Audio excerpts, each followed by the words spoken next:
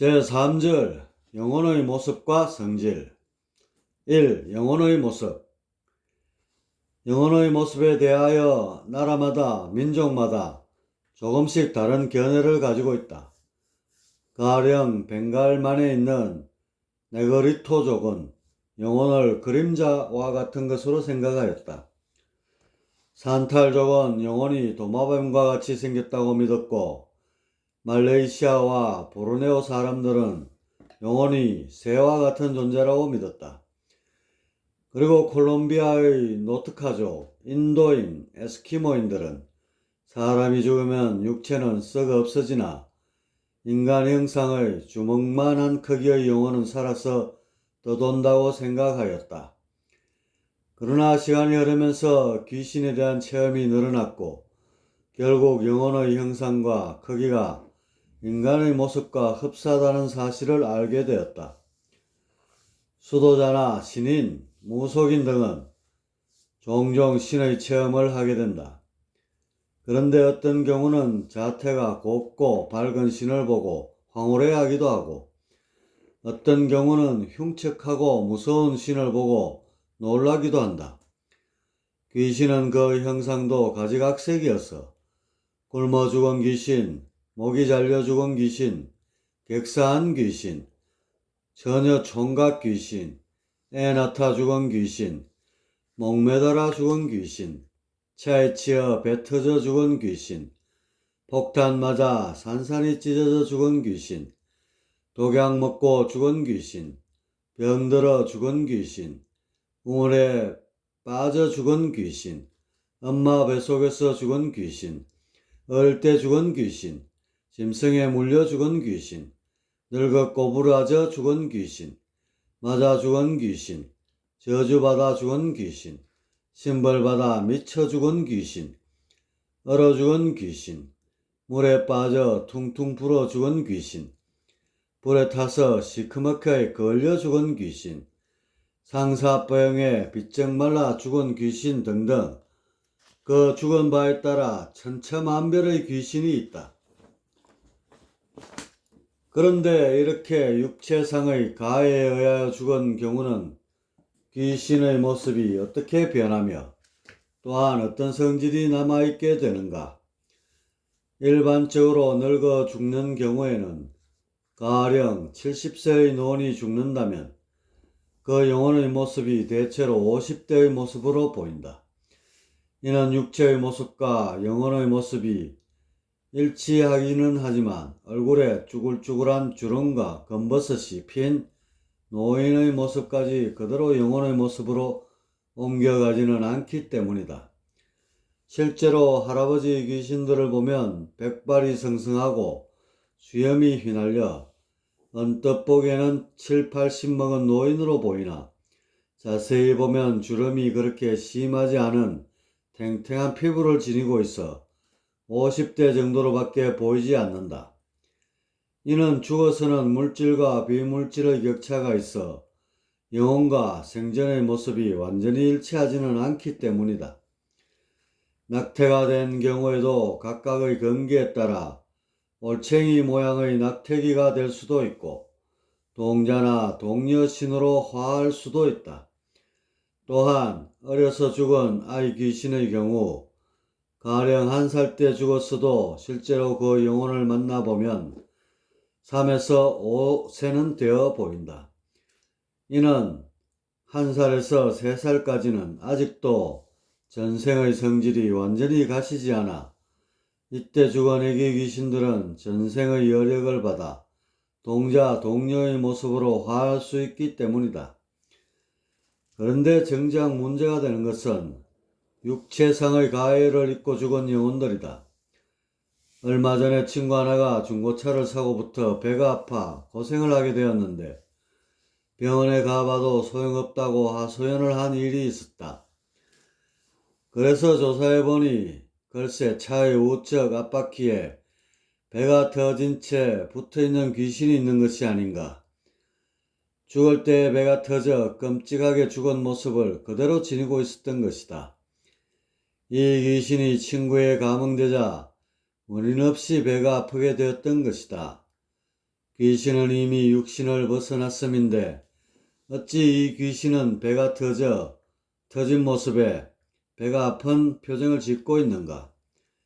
이는 앞서 말했듯이 귀신은 지적 작용이 감소되어 감정 위주로 반응하는 정원이기 때문에 아직도 자신의 배가 터져 있고 그래서 아픈 것으로 믿고 있었던 것이다. 그래서 음식을 잘 차려 대접을 해주고 이제는 영혼이 되어 배가 아프지 않을 텐데 무엇을 그리 고통스러워하느냐고 납득을 시켜 맺힌 감정과 배가 터졌다는 그릇된 믿음을 버리게 하였다. 생전에 영적 타락이 된 귀신이었다면 지적 작용이 극소하여 그래도 풀어지지 않았을 것이지만 그래도 판단력이 조금은 남아있어 마을길을 알아듣고 이내 회복하였다. 그리고 곧바로 조상신계를 찾아 떠나게 되었다. 이렇게 귀신은 정원으로서의 성질에 의해 생전에 신체의 일부가 떨어져 나갔으면 죽어서도 이것을 그대로 믿게 되는 특징이 있다. 이것으로 인해 목이 잘린 귀신은 목이 없는 것은 아니지만 머리가 흐느적 밑으로 처지며 나타난다.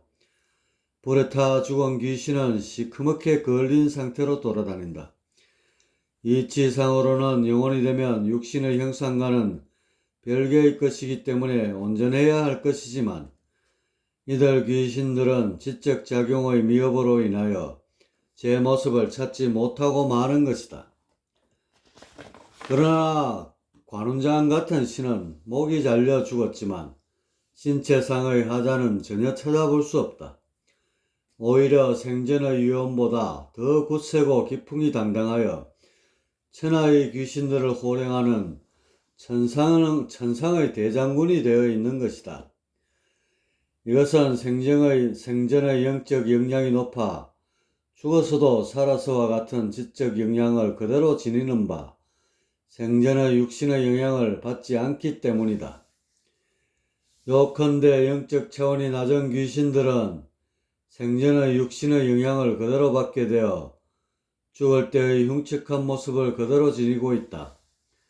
이런 흉측한 귀신들을 원래의 모습대로 회복시키기 위해서는 잘 달래서 원한을 풀도록 한 후 이치적으로 설명해 주어 납득하게 하든지 아니면 무조건 믿도록 유도해야 회복을 기할 수 있을 것이다. 즉 치료약이 곧 회원이며 믿음인 것이다. 그러나 수준 미달의 귀신들에게는 무식한 도깨비는 지는도 모른다는 말이 있듯이 이 또한 잘 먹혀들지 않는다. 그래서 귀신하면 무섭고 흉측하다는 인식을 심어주게 된 것이다. 이 영혼의 크기와 무게. 어떤 책을 보면 임종시의 몸무게와 임종후의 몸무게를 측정하여 그 차이가 있음을 밝혀냈다고 주장한다. 즉 그들의 말에 따르면 몇 그램 정도의 작은 차이가 발생하는데 이것이 영혼의 무게라는 것이다. 또한 하버트는 그의 책에서 다음과 같은 말을 하였다. 대개 유령은 배경과 뒤섞여 보이거나 때로는 딱딱히 굳어 만질 수도 있다. 실제로 런던에서 부를 아는 노인의 유령이 가족들 앞에 나타났을 때 집안을 걸어다니는 소리가 났다고 한다. 그리고 한 번은 그의 아내가 자신의 이마에 그의 손이 다 어루만지는 것을 느끼기도 했다고 한다. The Book of Psychic Knowledge. All your questions answered. 하버트. 심령현상을 연구하는 사람들 사이에는 영혼이 에텔체, 제2체, 복체 등으로 불리는 밀도가 희박한 물질로 되어 있다고 생각하고 있다. 그러나 이런 생각은 실로 터무니없는 얘기가 아닐 수 없다. 영혼은 물질이 아닌 전기신으로 이루어진 상계, 즉 비물질계의 요소인 것으로 물질이 아닌 것은 형체와 부피가 없으며 무게 또한 있을 수 없는 것이다. 기라는 것이 정과 덩어리져 농축되면 물질적 변화를 일으킬 수 있고, 신이 인간의 의식을 점령하면 마치 살아있는 사람처럼 느낄 수도 있는 것이다. 이런 환유적 현상을 실제 현상과 착각해서는 안 된다.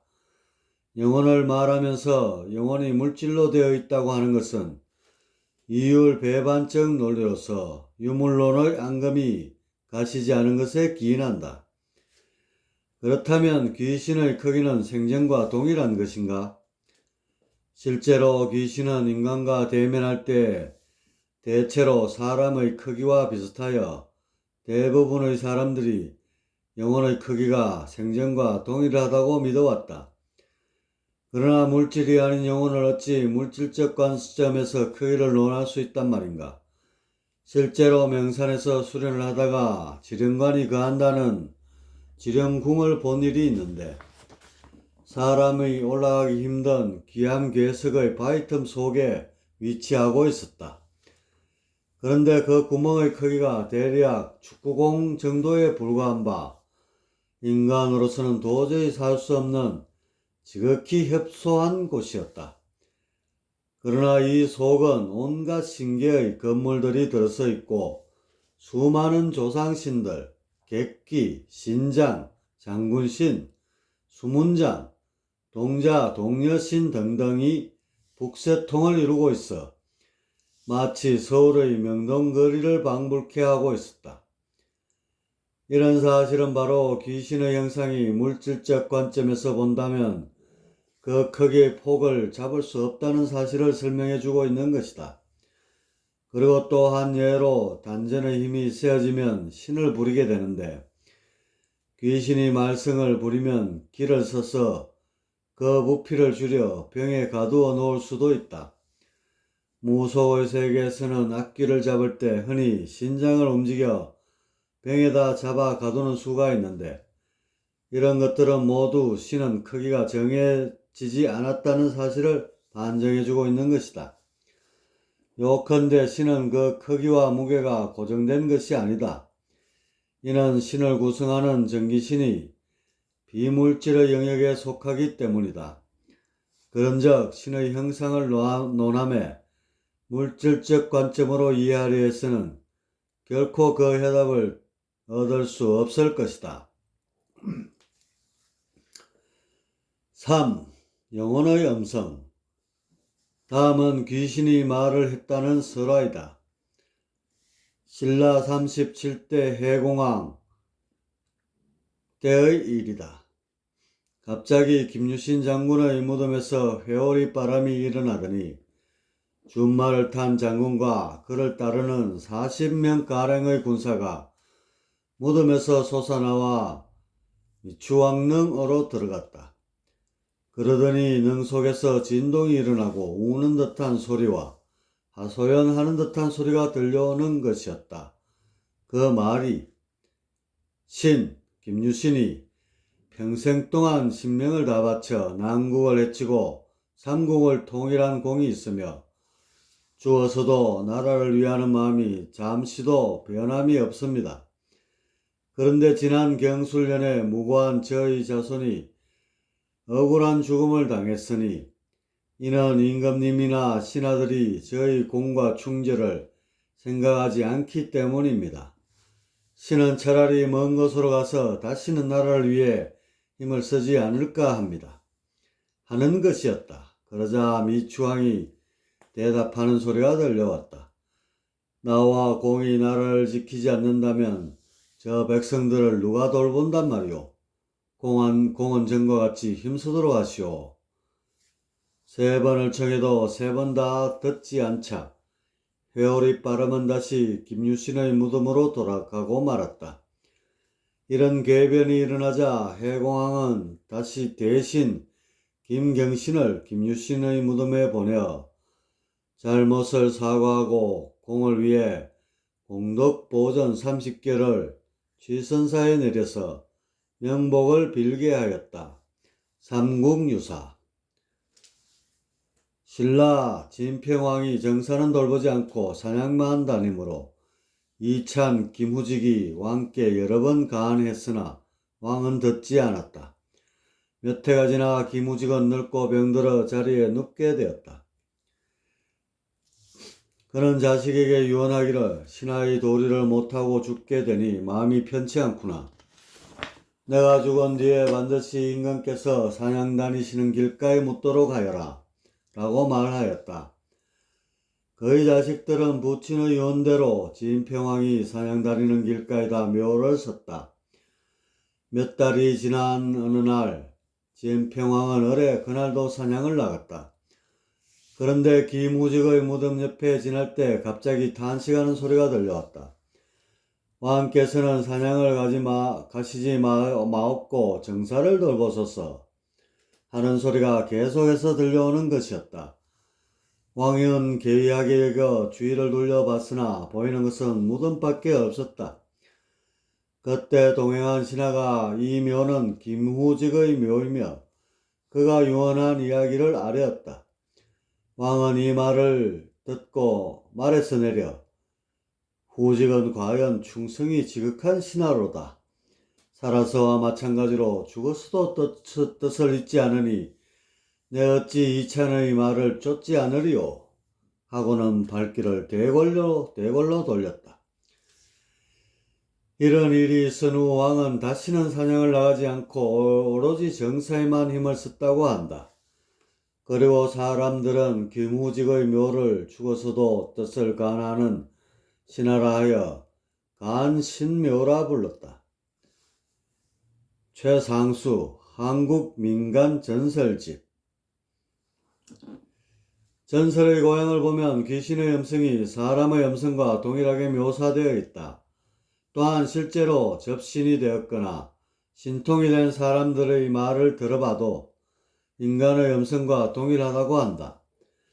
그러나 실제의 귀신의 음성은 인간의 음성과 동일한 것이 아니다. 인간이 신의 소리를 듣게 되는 데는 두 가지가 있는데, 첫째는 신이 인간의 의식에 빙이나 접신이 되어 소통하는 경우이고, 둘째는 인간이 자신의 의식을 영계의 파장대에 맞추어 신과 소통하는 경우이다. 전자의 경우는 신의 소리가 인간의 음성과 같이 들리게 된다. 그러나 후자의 경우는 높은 음계에서 나오는 신의 음성을 듣게 된다. 마치 바이올린의 높은 음이나 피리의 높은 음에서 울려 나오듯 신의 음성이 고음에서 이루어지는 것이다. 이는 신의 진동이 대단히 빠르기 때문으로 신을 부르는데 요령을 사용하거나 장단을 빠르게 하는 것도 바로 이 때문이다. 무당이 구슬할 때 처음에는 천천히 뛰다가 신이 실리게 되면 빠른 동작으로 펄쩍펄쩍 뛰게 되는 것도 바로 신의 진동수에 맞추는 과정에서 비롯되는 것이다. 여하튼 실제 신의 음성은 인간의 음성과는 높낮이가 다른 고음에서 나오는 소리인 것으로 신과의 소통 시에 이 점을 염두에 두면 현재 어떤 상태에서 신통이 이루어지는지를 알 수 있을 것이다. 인간이 주체가 되어 신파를 자신의 의식에 끌어 소통하는 경우도 신의 음성이 인간의 음성과 동일하게 들린다. 그러므로 신의 음성이 고음이 아니라 하여 무조건 접신이라 빙의로 볼 수는 없다. 4. 영혼의 무게, 운행. 신은 어떻게 움직이는가? 걸어다니는가 아니면 날아다니는가? 또한 그 속도는 얼마나 되는가? 이 문제에 대해 알아보자. 신계를 접하다 보면 실로 각양각색의 신을 보게 되는데 이들의 움직임도 천태만상으로 다른 것을 알 수 있다. 어떤 귀신은 인간이 걸어가는 속도밖에 안 되는데 어떤 신은 비행기가 날아가듯 빠르게 움직인다. 인간계에 있어서는 제 아무리 신체가 발달되었다 하여도 보통 수준의 속도에 비해 큰 차이가 나지 않는데 사후에 신이 되어서는 이렇게 큰 폭의 차이가 생기게 된다. 이것은 생전에는 물질의 세계인지라 물질의 역학적 지배를 받게 되어 별다른 차이가 있을 수 없지만 사후의 신계는 물질적 원리가 아닌 전기의 운행에 영향을 받기 때문에 이들 전기의 상태와 이를 쓰는 신의 영적 수준의 여하에 따라 매우 큰 폭으로 차이가 발생하게 되는 것이다. 가령 보통의 귀신들은 인간이 뛰는 정도의 속도를 지니고 있다. 그리고 대전에 있는 귀신이 서울에 오기 위해서는 쉬지 않고 꼬박 한나절은 걸리게 된다. 그런데 사천의 10명 정도만 되어도 반나절이면 도착할 수 있다. 여기에 성계의 신들을 예로 들면 실로 몇 초 단위로 오고 갈 수 있다. 가령 7천의 신은 평균적으로 1초에 9만리를 날아갈 수 있으며 8천의 신은 빛의 속도보다 몇 배 이상을 빠르게 날 수 있다. 그리고 9천에 이르면 상념의 속도가 되어 거리의 제한이 없어지는데 이 정도 수준에 이르면 실로 시공의 구분이 묘연해져서 절대계에 가까웠다고 할 수 있을 것이다. 그런데 인간이 탈 것을 이용하여 이동 속도를 빠르게 하듯 신기에도 이런 수단이 하나 있다. 신장 중에서 가장 빠른 신장이 팔문신장인데 이 신장이 이렇게 빠를 수 있는 것은 바로 기의 움직임을 제대로 포착하여 이를 타고 운행하기 때문이다. 기란 시간과 장소에 따라 시시각각으로 그 움직임이 변화하는데 이를 제대로 포착하여 흐름을 타게 되면 엄청나게 빠른 속도로 움직일 수 있는 것이다. 마치 순풍에 돛을 다는 것과 같은 것으로 이것이 곧 구궁진법인 것이다. 구궁은 이렇게 기를 이용하는 것이기 때문에 자체의 영적 역량이 미흡하여 빠르게 움직일 수 없다 하여도 이것을 잘 이용한다면 마치 인간이 비행기를 이용하는 것과 같이 빨리 운행할 수 있는 것이다.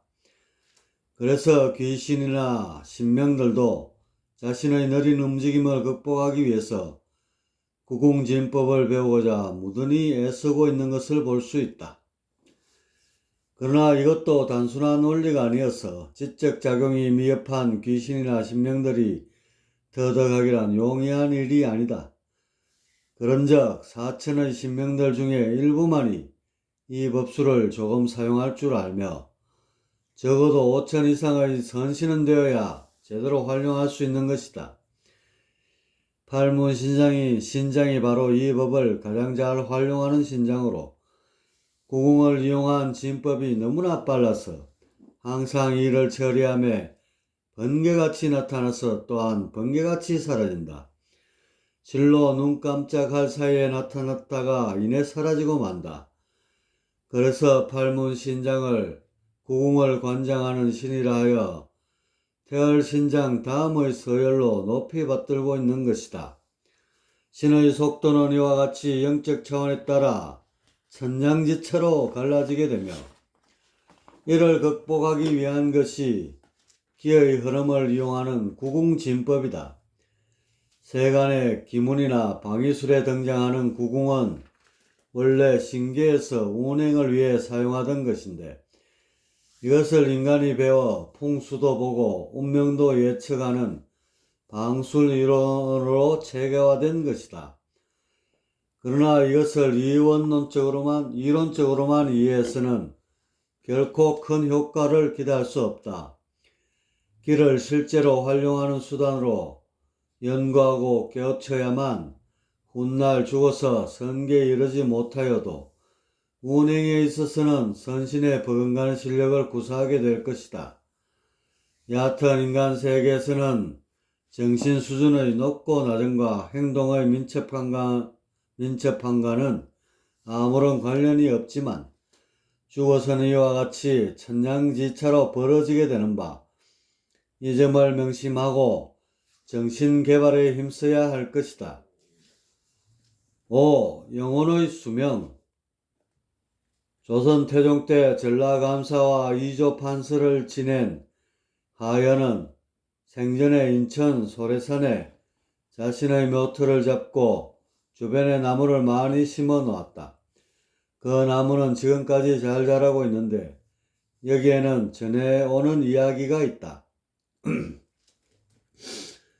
하연대감이 세상을 떠난 지 몇백 년이 지난 뒤의 일이다.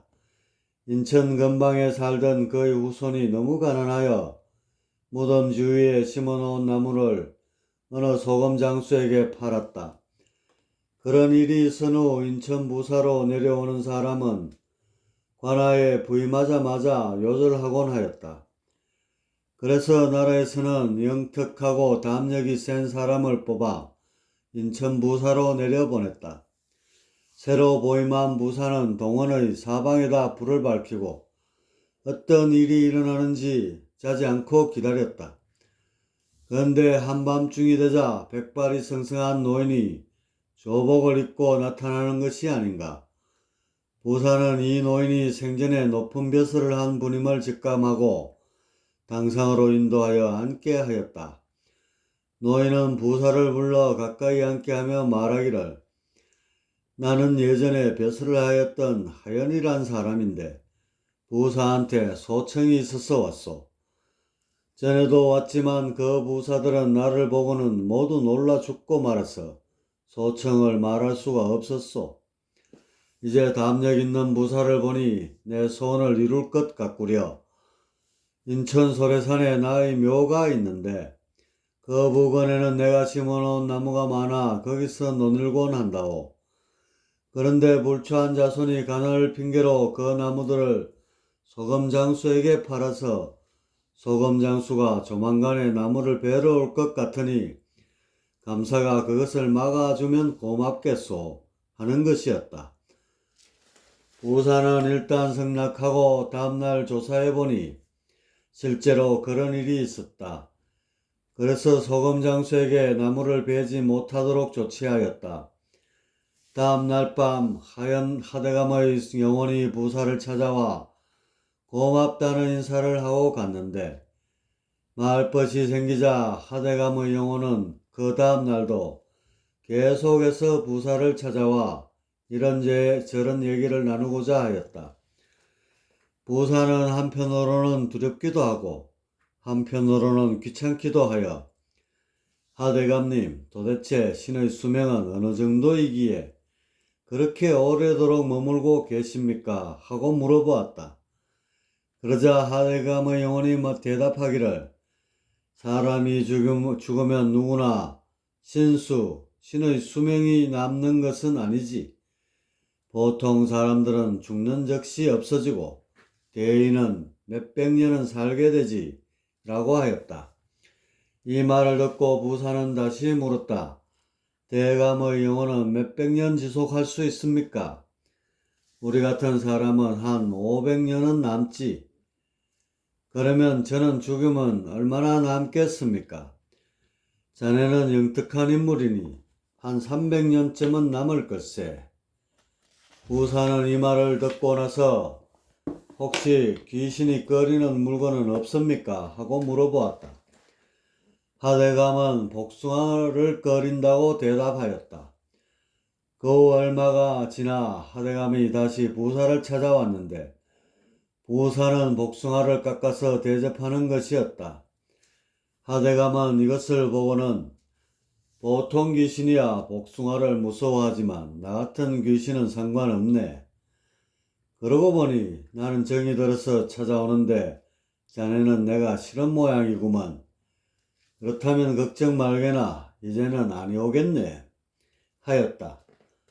그 뒤로 하대감은 다시 오지 않았다고 한다.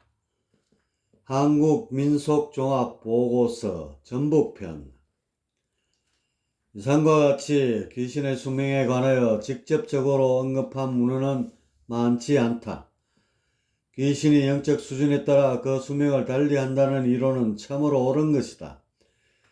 그러나 보통 사람은 죽는 즉시 소멸된다는 말은 옳지 못하다. 저급 귀신이라 하여도 수명이 보통 100년에서 200년, 즉 3대에서 7대가량은 된다. 그 후가 되면 정기가 느슨해져 더 이상 신계에서 지탱할 수 없다. 즉 윤회해야만 하는 것이다. 그런데 생전에 정신개발에 힘써 정기가 공고한 신명은 200에서 450년, 즉 7대에서 15대 정도 존속할 수 있다. 그 이후에는 마찬가지로 영적 진화를 위하여 윤회하여야 한다. 그러나 5천 이상으로 진화된 성계의 도통신들은 더욱 오랜 시간 동안 영계에 머무를 수 있다. 대략적으로 말하자면 5천의 경지에 오른 신은 500에서 1000년, 6천의 경지에 오른 신은 1000년에서 3000년까지도 존속할 수 있다. 7천 이상은 어느 정도 윤회의 굴레를 통제할 수 있는 바 신의 수명을 거론할 의미가 없어진다. 신의 한계 수명이 이론적으로는 이와 같지만 실제로 450년을 살 수 있는 신명도 죽는 즉시 윤회하기도 하고 몇십 년 만에 윤회하기도 한다. 4천 이하의 신들은 영적 진화를 위해서는 저성보다는 이성이 훨씬 유리하기에 영적 진화의 필요성을 절감하면 영계에 오래 머무르지 않고 곧바로 윤회하려 하기 때문이다. 여하튼 생전에는 정신의 수준과 수명과는 하등의 관계가 없지만 죽어서는 이와 같이 밀접한 관계가 있다.